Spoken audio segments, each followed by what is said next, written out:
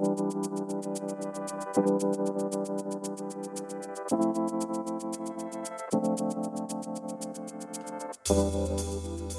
to the Factal Forecast, a look at the week's biggest stories and what they mean from the editors at Factal. I'm Jimmy Lovaas.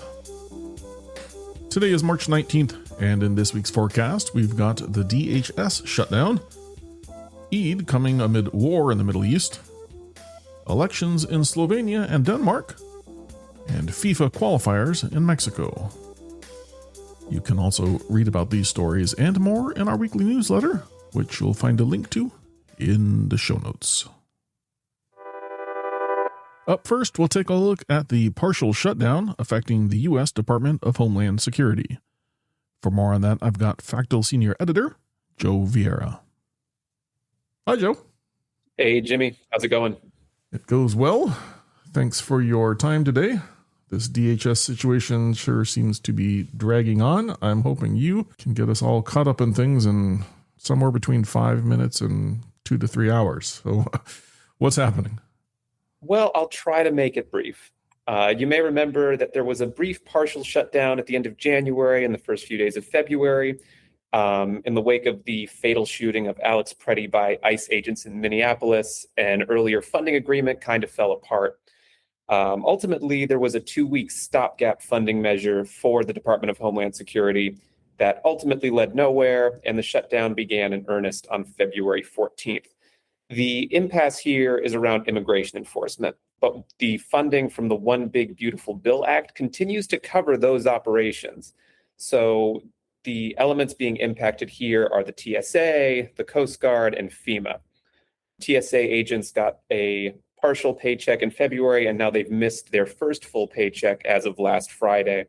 The active Coast Guard members are continuing to get paid through the use of discretionary funding, while civilian workers are going unpaid.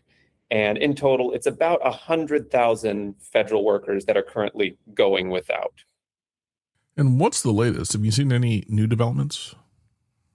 Well, the White House has reportedly offered some minor concessions this week, including an increase in body cam funding for officers and a commitment to limit what they're calling civil immigration enforcement activities at certain sensitive locations, places like schools and hospitals.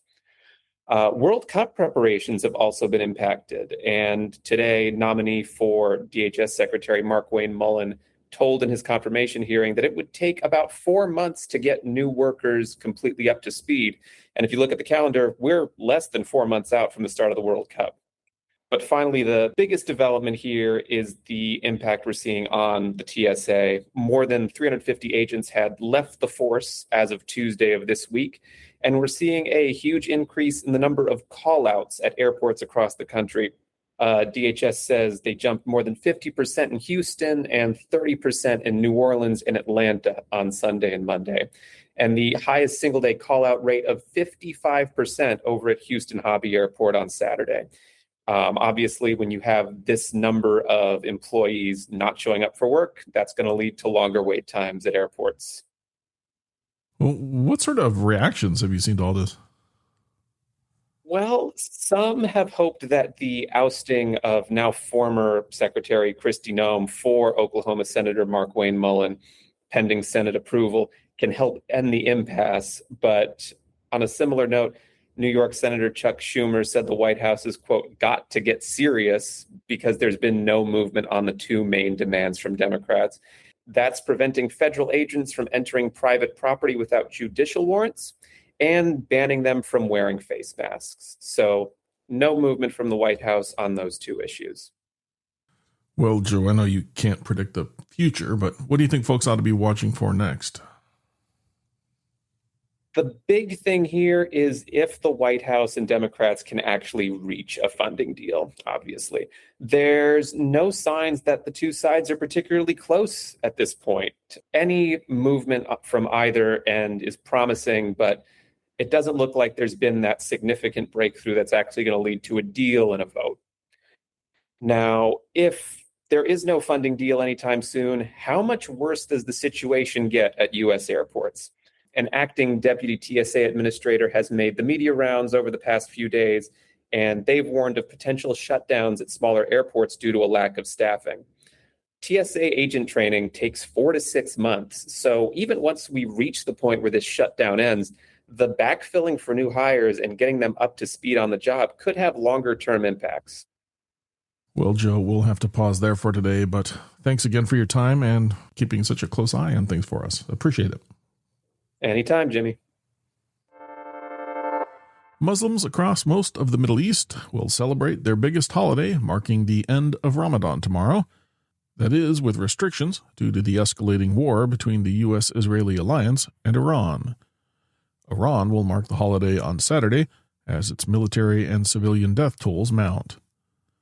The war is approaching the 3-week mark, with devastating attacks on high-profile energy infrastructure in Iran and Persian Gulf nations. We're also seeing continued Israeli-U.S. assassinations of Iranian leaders and vows from all sides to retaliate more forcefully.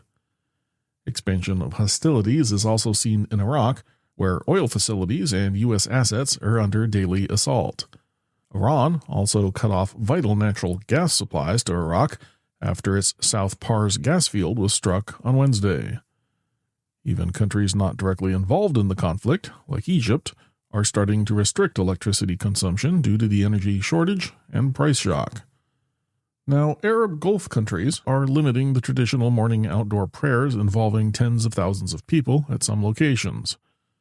Many are being relocated to mosques and other indoor facilities due to daily Iranian attacks. Other restrictions include bans on playing with fireworks and drones, in addition to war-related restrictions on photography that may be deemed counter to national security.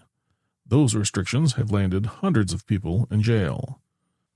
Meanwhile, in Israel, authorities continue to restrict Palestinians' access to Al-Aqsa Mosque in East Jerusalem, and Iranian missiles targeting Israel are causing more widespread damage and disruption, including in Tel Aviv, due to the apparent use of larger cluster munitions. Slovenians will choose a new parliament during elections on Sunday. Since the last election cycle in 2022, a coalition composed of the Freedom Movement Party, Social Democrats, and the left has governed the country. The current government has faced several scandals in the subsequent years, including accusations leveled against Prime Minister Robert Golob of unlawful pressure on the Interior Ministry and corruption. The Slovenian parliament also passed a controversial bill granting expanded policing powers, viewed by human rights organizations as targeting the Roma community. Now, the right-wing Slovenian Democratic Party has surged in popularity since 2024.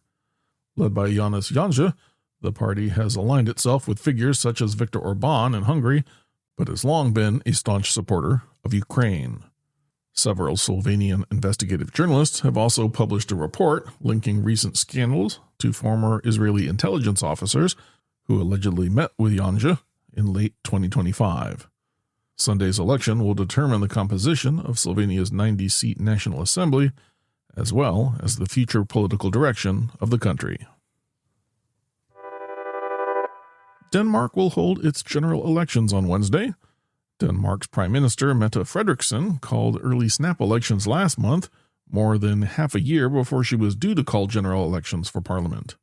The entire composition of Denmark's Parliament will be voted upon, including the 2 seats allotted respectively to its territories of Greenland and the Faroe Islands. Now, Frederiksen's decision to trigger early elections is in part related to her surging popularity among Danes, a surge coinciding with her hardline position amid U.S. President Donald Trump's persistent threats to violate Danish sovereignty and forcefully annex Greenland. In her speech announcing the vote, Frederiksen emphasized the need for Denmark and Europe to continue to stand together against security threats, whether from Russia or the United States, signaling the issue would continue to be on the forefront of electoral topics. Frederiksen and her Social Democrats' main rival will be Defense Minister Troels Lund Poulsen of the center-right Venstre. Still, some experts believe the Social Democrats will perform well and prolong Frederiksen's rule as Prime Minister, which dates back to 2019. 6 soccer teams are set to face off in Mexico next Thursday to determine who will take 2 of the 6 spots remaining for the 2026 World Cup. The FIFA playoff tournament will begin March 26th, with 4 teams squaring off at stadiums in Guadalajara and Monterrey, before finals slated for the 31st. New Caledonia is set to take on Jamaica at Guadalajara Stadium next Thursday, while Bolivia will face Suriname at Monterrey Stadium. The winners will go on to play the DR Congo team in Guadalajara or the Iraqi side in Monterrey. The teams that come out victorious will go on to join this summer's competition. Now, the World Cup kicks off June 11th when Mexico and South Africa compete in Mexico City. In an analysis released last year, FIFA estimated that the event could generate $80.1 billion in global gross output, including $30.5 billion in the United States. Still, potential impacts remain uncertain in the months leading up to the World Cup, as the country grapples with an international tourism slump that began last year. Analysts believe the games will have a limited impact on Mexico's economy, while Canadian officials estimated that matches would generate over $2 billion in economic activity across the country. As always, thank you for listening to the Factal Forecast. We publish our forward-looking podcast and newsletter each Thursday to help you get a jump start on the week ahead. Please subscribe and review wherever you find your podcasts, and we'd love it if you'd consider telling a friend about us. Today's episode includes work from Factal editors Ahmed Namatala, Michael Archer, Alex Moore, and Teresa Seeger. Our interview featured editor Joe Veyera, and our podcast is produced and edited by me, Jimmy Lovaas. Our music comes courtesy of Andrew Gosby. Until next time, if you have any feedback, suggestions, or events we've missed, drop us a note by emailing hello@factal.com.